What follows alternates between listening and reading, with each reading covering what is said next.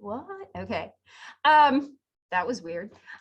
So hopefully you had an opportunity to watch the short little recording that I made that finished up classical conditioning and actually talked about how to create a fear in a child. So we talked about the little Albert study in which John Watson basically classically conditioned a 9-month-old infant to become afraid of a white rat. And one of the things that I noted is how quickly and how well little Albert's fear actually generalized to other types of stimuli. Now, I have posted your study guide for the exam that is next Wednesday. It's already up. I put it up yesterday. And one of the things that I'm going to be asking you, and folks, if I'm telling you that I am doing it, it means this is not a trick. This is the real deal. So what I'd like you to do for one of your short answer questions is you're going to have to talk about how to reduce fear in somebody who is afraid of something.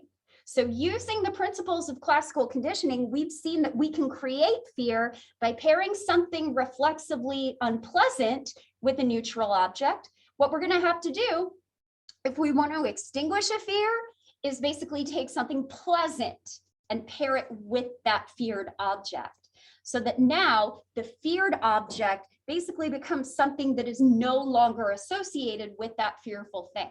So I am basically asking you about the process that we call counter conditioning. Yeah, did you have a question, Bronwyn? Yeah, is that going to be, I haven't looked at the study guide just yet. Well, and it's fine, you have over a week to do so. Yeah, but is that going to be in the study guide? Yes. Okay. Yes, of course. If it's on the study, so you should so you don't necessarily know how my mind works. If I'm able to state what you're going to need to be able to do succinctly, you can probably deduce that I've already written this down and it's nice and fresh in my brain. But yeah, it's definitely on there. We will also, one of your short answer questions is about how to get rid of a bad habit. So we're going to talk about operant conditioning now. So if you haven't learned the difference between operant conditioning and classical conditioning, I would go back and watch that video. But today we're going to finish up talking about operant conditioning. We will finish talking about observational learning. And I am hoping against hope that we can get to memory, because if I can't get to memory today, I'm going to start recording stuff so that you have everything you need. And that might mean recording stuff over the weekend. All right.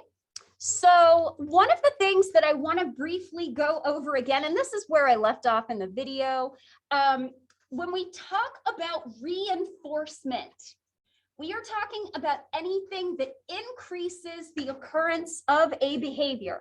So here is an example. How many of you have ever seen a kid throw a temper tantrum in a store? Okay. And how many of you are wondering what's going on with that kid?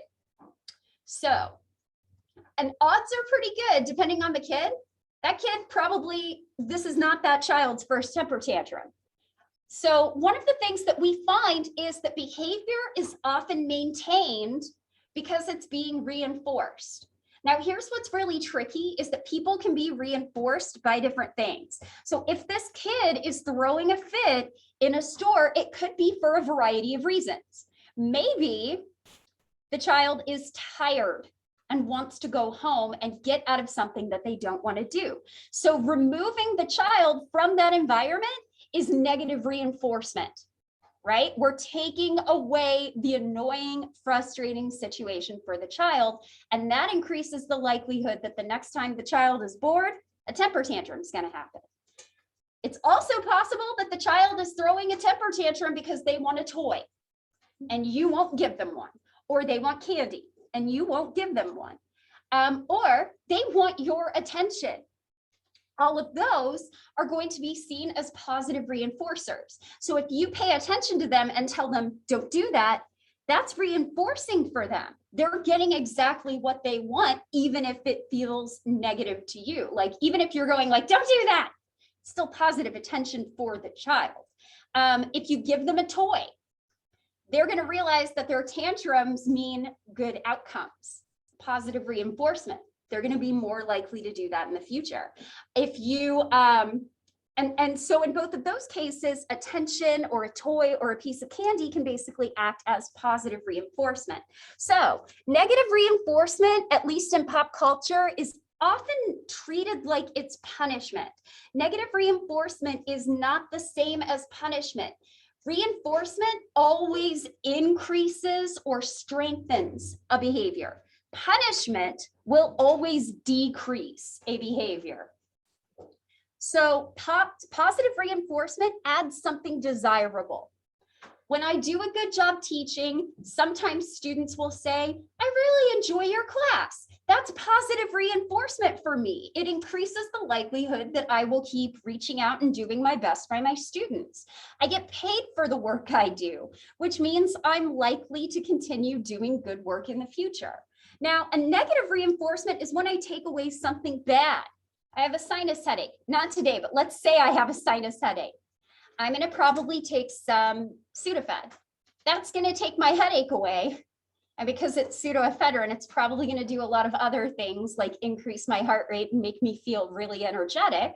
But it's going to take away that sinus pain, which means in the future, if I have another sinus headache, I am going to more quickly reach for that.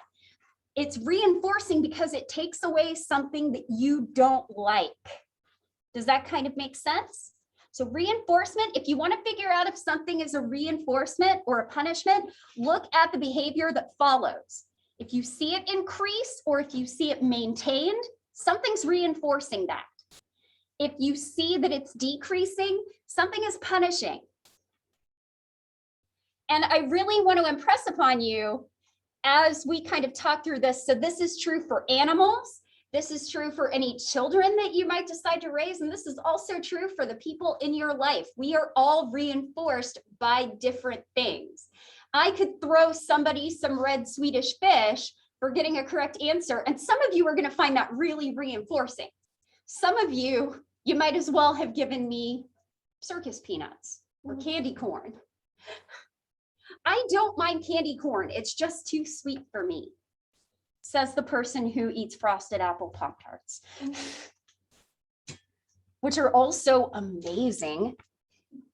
Like they might actually beat out brown sugar cinnamon. And I said it, and those are my favorite. They taste like warm apple pie.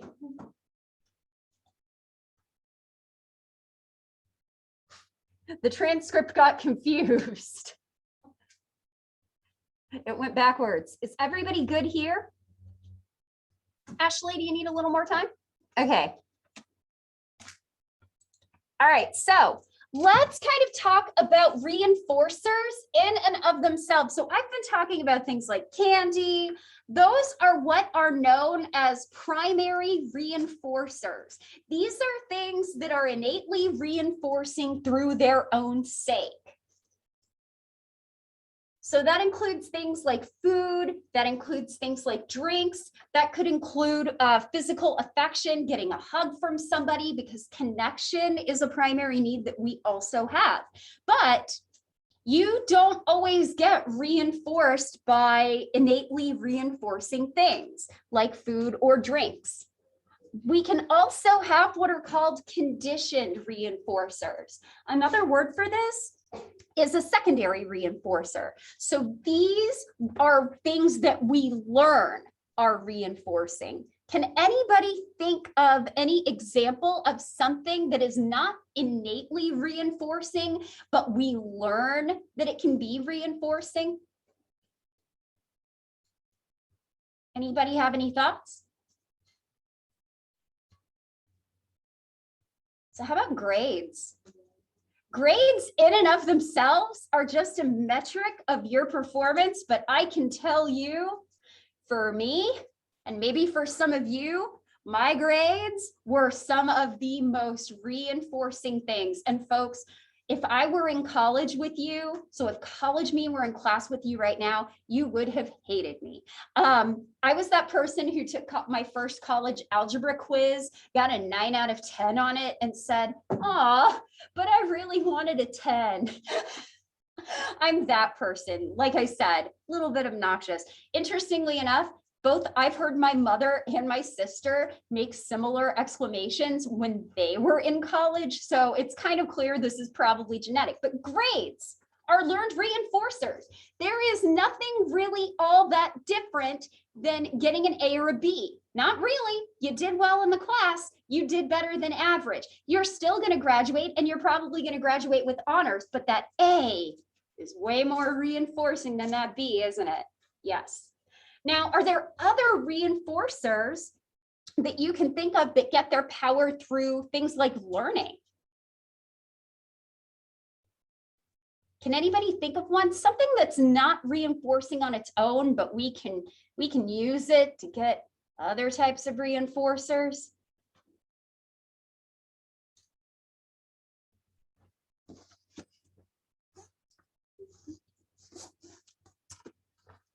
I got something here that might help. How about money? So on its own, what is money? It's just a piece of paper, right? But it's a piece of paper that, because of how we structure things, it allows us to buy other types of reinforcers. So on its own, money doesn't really do anything. It gets its power through the fact that we can use it to buy things that we like. It is a conditioned reinforcer, and the actual term that we use for something like money is that it's what we call a generalized reinforcer, because it works in a variety of different contexts. So a gift card could also be a conditioned reinforcer. On its own, it's a piece of plastic that allows you to buy things, but you get a Barnes & Noble gift card, you're only going to be able to use that at Barnes & Noble. If I have money, I can use it anywhere and for anything. So would receiving packages be like a conditioned reinforcer? Yeah, getting a package, getting a gift, that could absolutely be a conditioned reinforcer, unless the package has food, and then it's a primary reinforcer.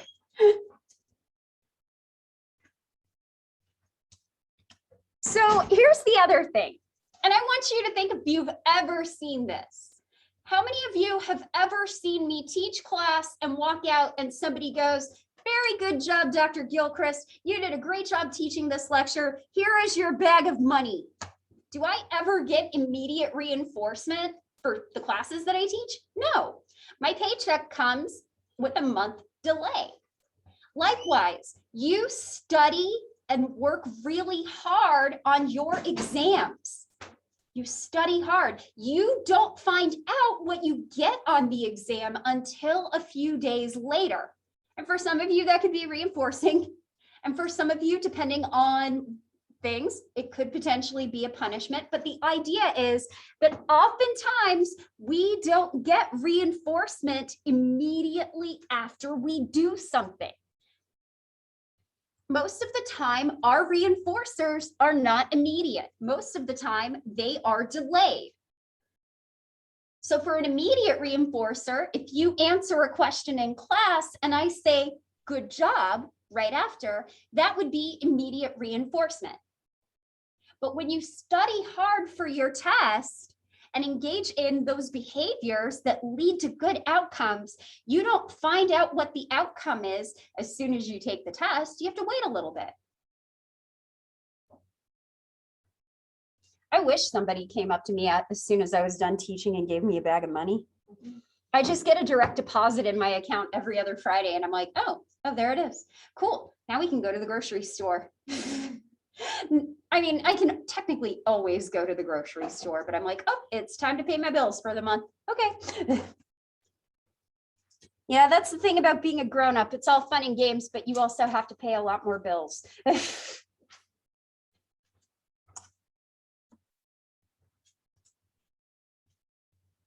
Hopefully in the future, I will have a lot less bills to pay. I'm almost done paying off $10,000 worth of credit card debt that I had like 5 years ago. So that is a big reinforcement. Having no debt, that is nice. Well, I still have student debt, but that's not going away. Okay.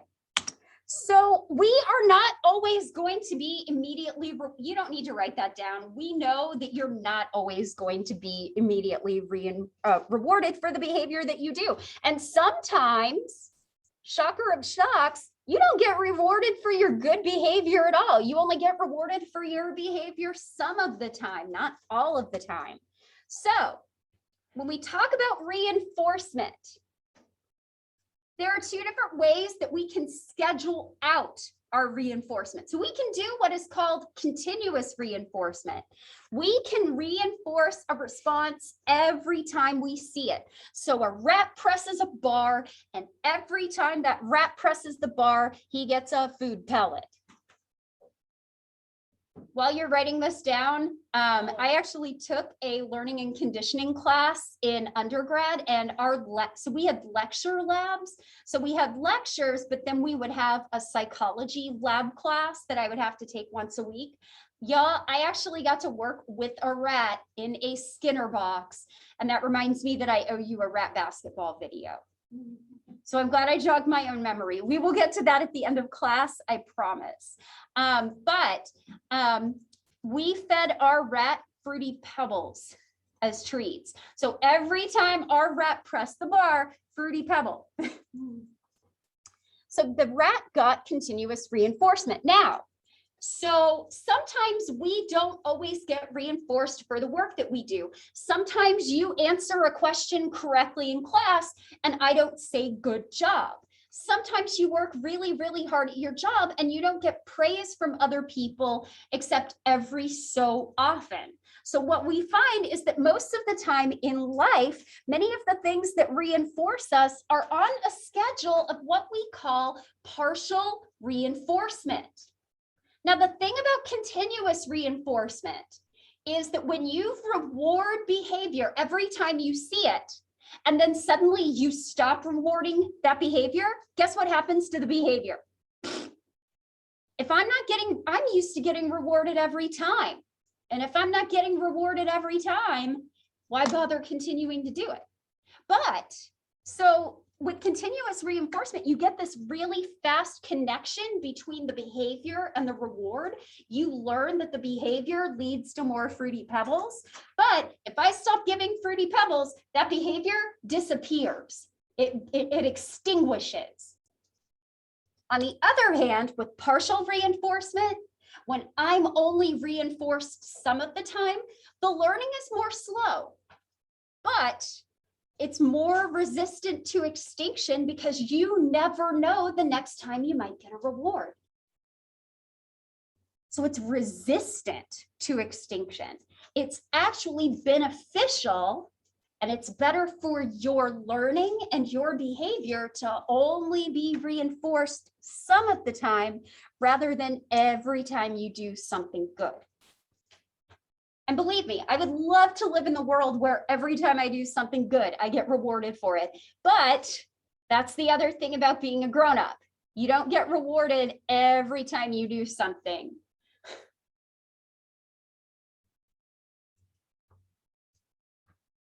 You got to learn to like things for their own sake and be your own source of reward. Like buying phone cases and water bottles and stuff.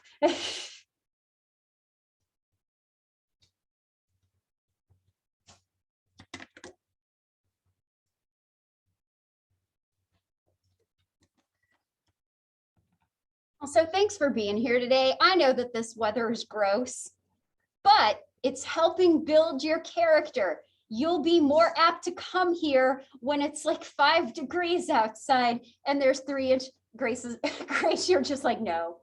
You thinking back to last February?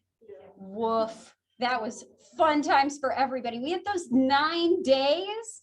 We had almost 2 weeks where we never got above freezing. We had threats of rolling blackouts because we were trying to give all our natural gas to help out Texas. I am so sorry. That is no good. That was a very scary time. I was just like, I don't want to do anything. We did put Smedley in a cute puppy jacket though. Oh, you'll have other cute stuff you're going to see today. Trust me. Okay. So let's talk about some schedules of partial reinforcement. So we're going to talk about each of these, and I'm going to spend a lot of time here on this slide because first of all, you have a couple of multiple choice questions on it. And also, I think it's really neat to think about the different ways that partial reinforcement works in our everyday lives. So we're going to talk about two different factors here. We get these 4 different schedules based on different things. So we can either have a fixed or variable reinforcement. So fixed means that reinforcement occurs at a set time or at a set number of responses. So fixed means that it's set. Variable means that it's random. You could get reinforced after a random amount of time or a random number of responses. So that's the first factor, which is right here, fixed or variable. The other factor is, am I reinforcing based on how many times you respond or on a time period? When I'm doing it based on number of responses, I am doing a ratio schedule. When I'm doing it based on amount of time, I am doing it on an interval schedule. So I've got these 2 different factors. When I cross them, I get 4 different schedules of partial reinforcement. The first is called a fixed ratio schedule. This is when you get reinforced after a set number of responses. So the reinforcement comes after every nth being whatever number you want it to be, basically getting reinforced after a certain number of behaviors. So how many of you are a part of like rewards programs? So for every certain number of things you buy, you get one free. Or I think points are often based on how much money you spend.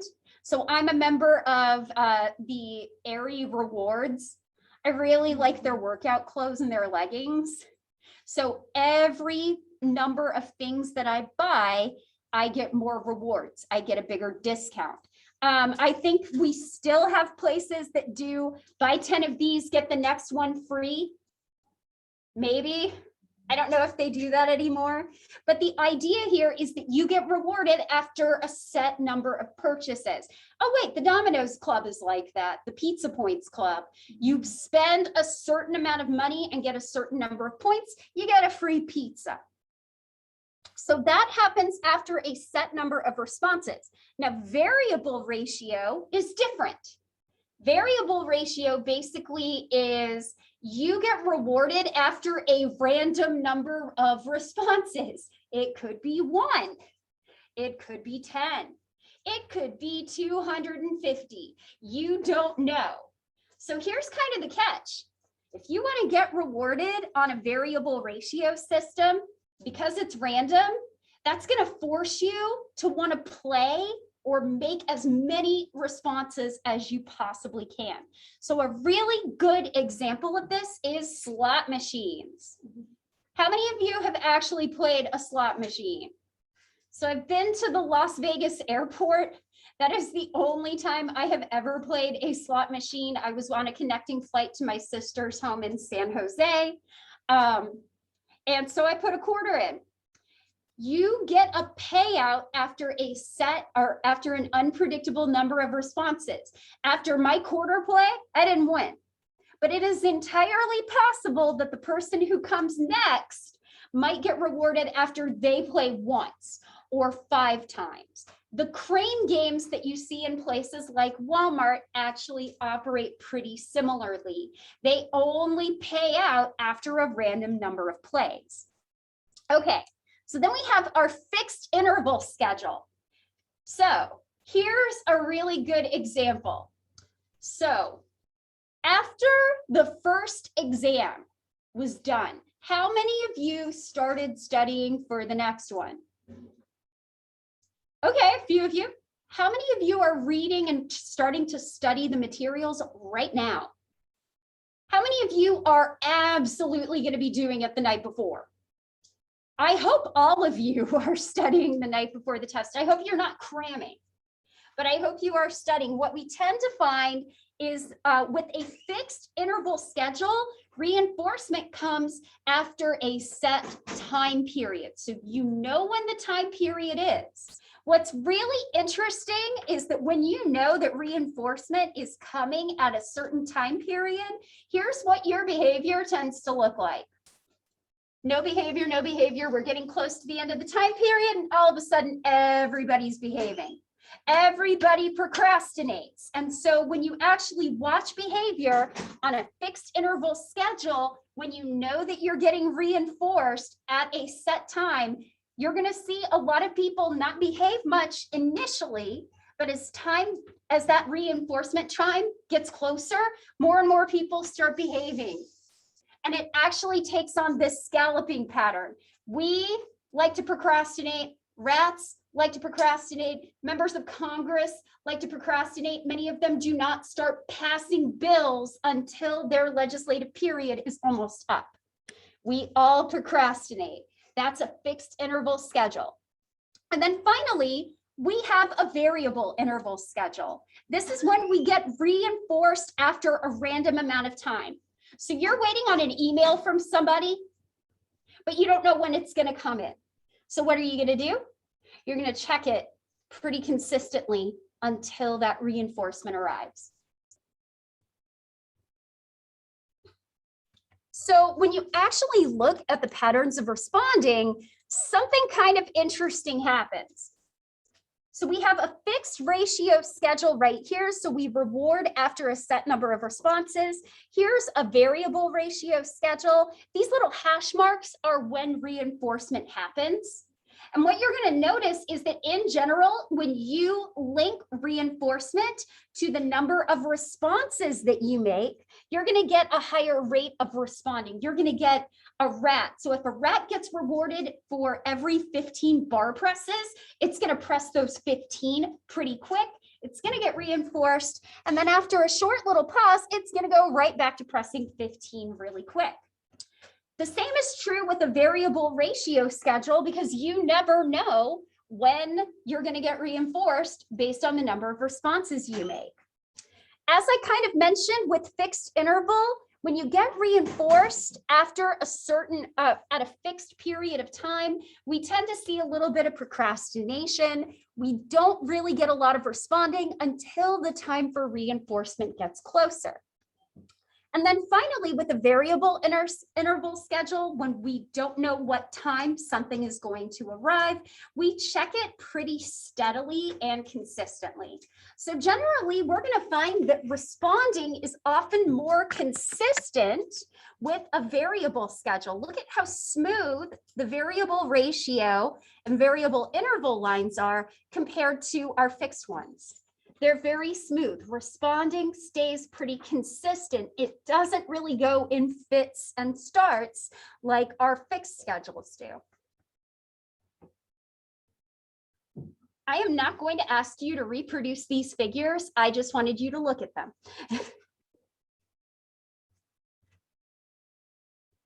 Does anybody need some more time here? Okay, thanks, Natalie.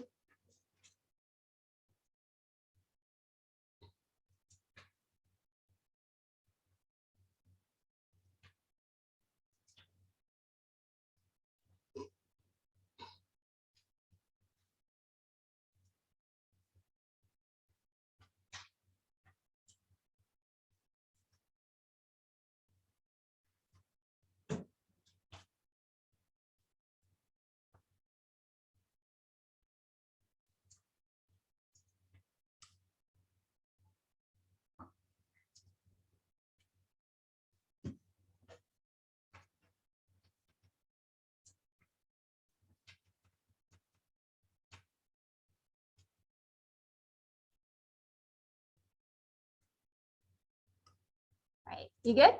Okay. All right, so Let's talk about punishment. Okay, so whereas reinforcement increases behavior, punishment decreases, and it's always aversive in nature. Now, there are two different ways that people tend to do this. They either add something aversive, which is what we call positive punishment, or they take away something that people like. This is negative punishment. So positive here, whereas with reinforcement, positive adds something good, negative basically takes something bad away. The reverse is true for punishment. Positive punishment adds something bad, negative takes something good away. So positive punishment is when we add a negative or aversive stimulus. So that includes things like corporal punishment, like spanking. That includes parking tickets. That includes fines, late fees, things like that. On the other hand, negative punishment is when we take away a desirable stimulus. That can include things like timeout from privileges, being grounded, earlier curfew, loss of phone privileges or computer privileges. And for adults, it usually means things like suspending or revoking your driver's license. Driving is a privilege, not a right, and it can be taken away. Or being put on the no-fly list, for example, that flying is a privilege, not a right. Don't try to talk back to the flight attendants.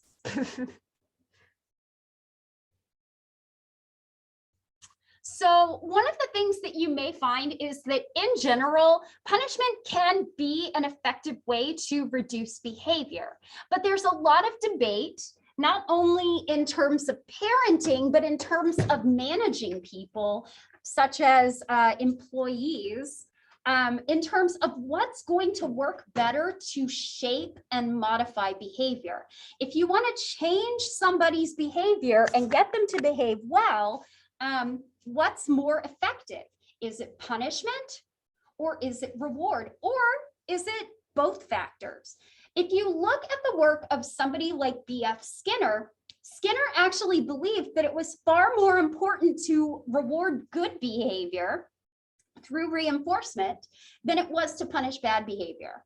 Oftentimes, people who use punishment don't often spend a lot of time telling people what they should do. So oftentimes people who use punishment, whether parents or bosses or things like that, they're telling you what not to do, but they're not giving you something to replace that behavior with. They're not telling you what you should do. And what we're going to find is that for people that do use punishment and they use it effectively, they are often going to use it in corporation with reinforcement for good behavior. If you're going to tell people what not to do, you also need to tell them what they should be doing. And in fact, Skinner believed that if you want to make people better, if you want to get people to behave better, you may not even need punishment at all. You may just need reinforcement of good behavior. So we're going to use an example, and I will admit I didn't change these slides fast enough because, yeah, I will get there. So both work, but reinforcement tends to be more effective. So here's the reason why I said I didn't check these soon enough. I know I mentioned at the beginning of the semester that my cat passed. That's my cat. That was my cat. That's Earl. And folks, Earl was probably one of the sweetest cats that I've ever had. But sometimes when I would pet him or play with him and he would get overstimulated, he would like to bite my hand. Next year, I'm going to change this with a picture of Smedley. So here's the thing with Earl. I could have given him a smack on the head. Well, maybe not a smack on the head. That's a tiny little head. That's bad. Give him a little tap on the nose or give him a little smack on the paw when he bites. But here's the thing. What's going to happen if I've got a cat that's already kind of skittish and anxious, and all of a sudden I punish them for something that's instinctual? What's going to happen? I'm giving him more reason to be afraid. And he's probably going to engage in more biting behavior in the future. Here's another example. Let's say that you're all talking in class and I'm trying to teach. I know that's really funny. Imagine that we're close to the end of the semester and you're just all amped for winter break and stuff like that. And you're talking really loud and I get up here and I yell, "Shut up!" You're going to be completely shocked because I modified your behavior. And that's punishment because it's punishment because you're less likely to talk in class now because I yelled at you. But here's the problem. That's reinforcing for me because I got the behavior that I wanted. So what's punishing for you is reinforcing for me. I got the behavior that I wanted. Yelling works. So in the future, if I don't like stuff I see, I'm suddenly going to be more apt to yell at you. Thus, possibly increasing the likelihood that you act out and that at some point you don't listen to me. I don't want to do that. That's why I don't yell. I mean, I'm loud, but I don't yell. I project. But this kind of shows that in a lot of cases, reinforcement is going to be way more effective than punishment. And I know that spanking is a really touchy topic. I was spanked by my parents. I know that some of you were, and maybe if you have children, you will potentially spank them too. A lot of research shows that the outcomes from that are not as good as reinforcement of good behavior might be. I'm not saying your parents were bad. I'm not saying my parents were bad. Your parents did the best they could do with what they had. But spanking's not really effective in a very similar way that my using physical punishment on my pets is not going to be effective. So now we're going to finish up by talking about observational learning. So we're probably going to start memory on Friday. And what this means is I might have to record some stuff that I don't have time to cover. I hope that's okay. I might record some stuff over the weekend on forgetting and amnesia that you can watch on your own time. And they will also be on the study guide. But I'll check the test and see what questions there are. And I may record whatever's going to be on the test and skip anything that isn't. Okay. So there are 3 different ways that we learn by watching other people. And just to be clear, this is not just a human thing. Primates and other creatures actually do this too. A lot of animals learn how to behave by watching other members of their species do these behaviors. Primates learn how to make tools this way. Otters learn how to open clams by crushing them against rocks on their tummies this way. We all learn by watching other people. Now, I was a pretty good kid. I learned what to do by watching my little sister get in trouble for things. And possibly some of you did that as well. So first of all, we can do what is called observational learning. So this is a case where we learn by learning something after watching that behavior at least once. Modeling is imitating that behavior through observational learning. And then when I'm learning what not to do by watching my sister get in trouble, I am doing vicarious conditioning. I am learning through what happens to other people. For example, don't sneak into movies. Also, don't tell your big sister, because your big sister is a narc. I did not want to let her get away with bad behavior that I would have gotten caught for. So I was a bad big sister. And as she whispers into my ear, I sneaked into an R-rated movie. And then she starts walking down the hall. And I counted down to 5 and I went, "Oh my gosh, you sneaked into an R-rated movie." I am a terrible sister, or at least I was when I was a teenager. She was the popular one. I was the smart one. We were both pretty smart, but she wanted to be popular. I was never going to be popular, so I was just smart. So these are a few different ways that we learn by watching other people. A lot of how I've learned to put on makeup My eyeshadow abilities did not come out of nowhere. I learned it by watching videos and watching other people do things. And there are probably a lot of behaviors that you do specifically because you learned by watching other people, either through TV or through family members or YouTube videos and things like that. Also, can I just say how much I hate video recipes? I just want the recipe. Don't show me a like 15-second video of you cooking something. I just want the recipe. I can do the rest myself. Like nobody's going to learn how to make like goulash by a 15-second little video of your hand stirring stuff. It's just not going to happen. Getting a little too old for this.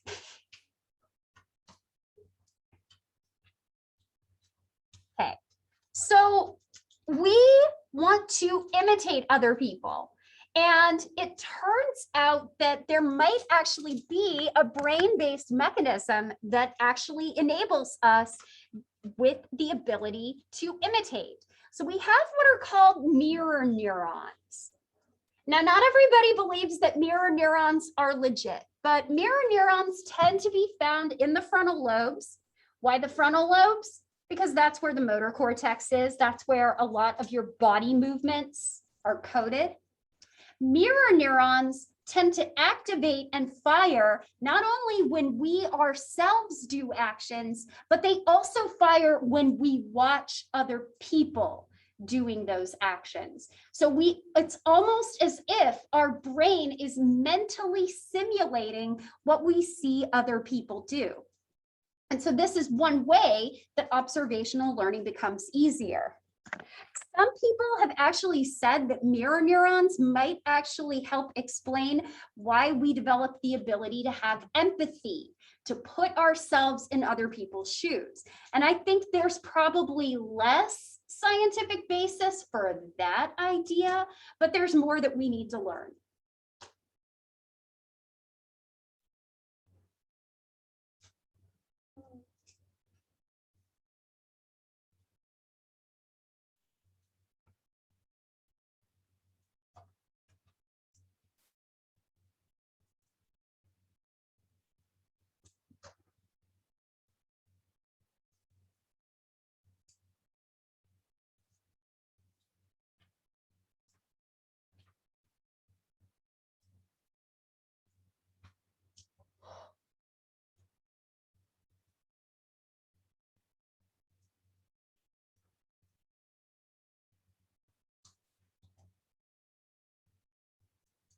Everybody good? Okay. So now we're going to finish up. I will start class with rap basketball next time, but I want to talk a little bit about that should be Albert Bandura's, not Alfred Bandura's. So I'm going to fix that right now because it's bugging me. So Bandura basically found that when we see violence, we also imitate violence. And so he actually just recently passed away a couple of months ago. And one of his major legacies is that violence and violent behavior can actually be learned. So I'm going to go ahead and close the Zoom here, and we're going to watch a quick video about the Bobo doll study. And if you've ever wanted to see a child basically pistol whip a clown with a toy gun and a hammer, this is your lucky day. I'll just put it that way. All right, let's go ahead and end the Zoom meeting. You can go ahead and pack up, but I am going to close class with watching